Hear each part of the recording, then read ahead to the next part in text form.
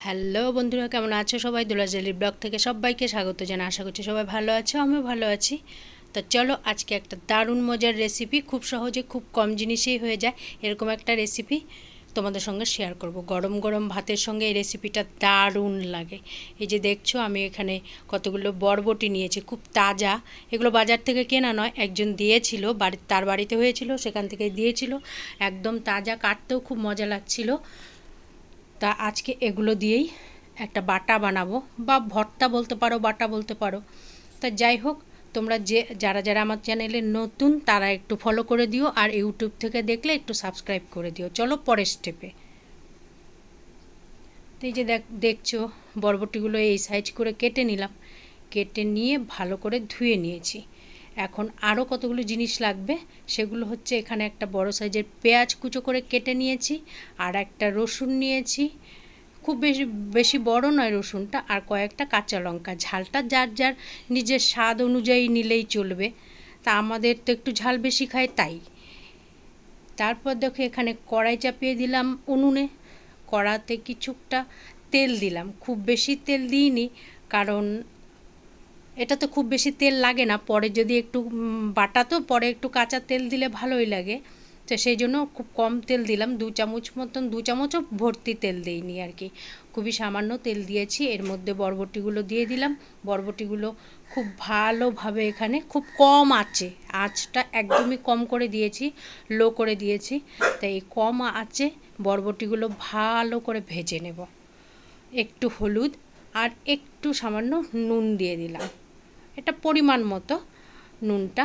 তারপর একটু নুন আর হলুদটা যে দিলাম সেটা না দিলেও চলবে, তাহলে সবুজ হয়ে থাকবে, একটু কালারটা ভালো আসার জন্য হলুদটা দিলাম। তো যাই হোক, এখানে আমি এগুলো বেশ ভালো করে ভাজা করে নিলাম। তবে দেখো সুন্দর ভাজা হয়ে গেছে, একেবারে কটকটা করে ভাজা করে নিইনি, জাস্ট একটু নরম হয়েছে, 90% হয়ে গেছে। তারপর এগুলোকে এখন নামিয়ে নেব। তা নামিয়ে নিচ্ছি, এই যে দেখো নামিয়ে নিলাম। তারপর আবার এই যে যতটুকু তেল ছিল ওগুলো ভাজা করে, বরবটিগুলো ভাজা করে, তারপর এই তেলের মধ্যেই আমি পেঁয়াজ, রসুন, কাঁচা লঙ্কা এগুলো দিয়ে দিলাম। এগুলোর মধ্যে আর আলাদা করে লবণ আর হলুদ দিলাম না, ওই তেলের মধ্যেই একটু ভাজা ভাজা করে নেব, তাতে কালার চলে আসবে, ওখানে হলুদ আছেই। তো যাই হোক, এগুলো একটু ভাজা করে নিচ্ছি। ভাজা করে বেশ যখন নরম হয়ে যাবে, 2 থেকে 3 মিনিট ভাজা করে নেব। তো এই দেখো সুন্দর নরম হয়ে এসছে, এখন এগুলোকেও নামিয়ে নেব। খুব সুন্দর লাগছে না দেখতে? খুব সুন্দর লাগছে। তোমাদের যদি মনে হয় এরকম করে খাবে, খুবই কম সময়ের মধ্যে গরম ভাতে খুবই ভালো লাগে খেতে, তোমরাও বানিয়ে খেয়ে দেখতে পারো।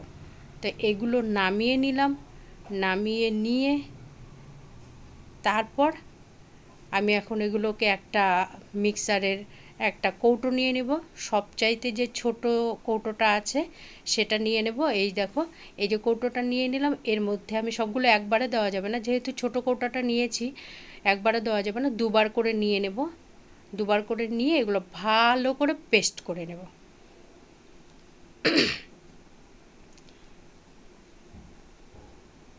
তা অর্ধেক নিয়ে নিলাম আর অর্ধেক পরে নিয়ে নেব। তো যাই হোক, এভাবে আমি একটু পেস্ট করে নেব।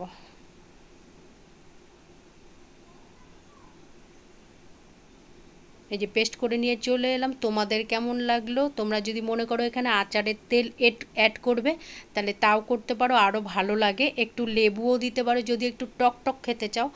আর তোমাদের কেমন লাগলো ভিডিওটা তোমরা একটু কমেন্টে জানিও। কমেন্ট কিন্তু করছো না তোমরা।